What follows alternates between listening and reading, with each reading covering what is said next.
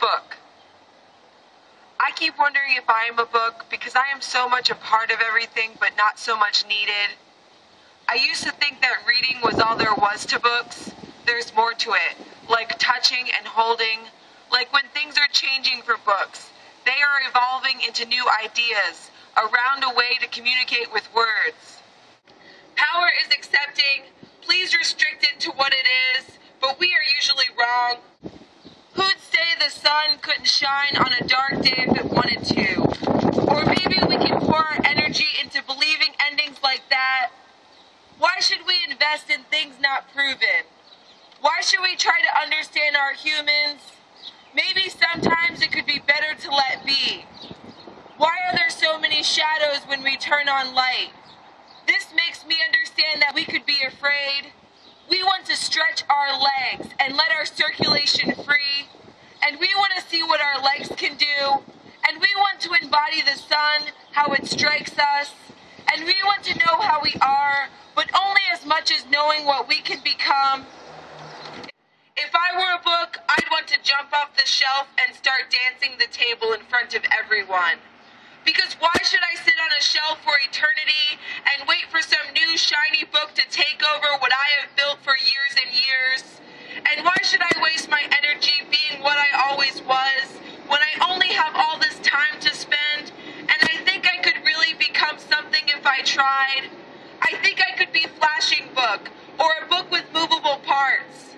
I think I could be a beautiful book or something ugly, or maybe I could just be plain. And maybe I wouldn't notice anything but the glow of the moon on the lake. Or maybe I could be a floating book reflecting that lake and tell you that you could understand the cool chill of being emerged too.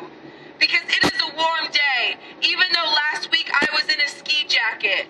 And I am the best person you have ever known. Each new day I am something else. You might think a book is more than a holder, more than a something for something else. When night falls and I am drunk, I am surely the artist that I want to be. I am surely the one that knows how to be the artist she should, because I am so never ending. There is no way to complete what I mean. When I die, someone else will have to take it up, and there will be something different happening to what I am, and I guess I won't be a human any longer, but maybe a cat, and I won't have my hair, and I won't have things that I could mistake as study, and there will be no eyes, and there will be nothing to hear, and there will be no breeze, and there will be no sun, and there will be no tomorrow, and there will be only the blankness of nothing, because there will also be no nothing, because you have to be human to conceive nothing, and the dead don't know nothing, they know everything. If you listen to their dead skin, it could tell you stories about how they used to be a teeny bopping beauty, and then they grew up, or they never grew up but they just grew old and died. Then we will all be dead one day, and I will be less lonely as a dead body partly covered in gray skin. My brain is gray too, my live brain all gray and wondering. It seems pointless to be a person sitting behind wishes. What could be possible?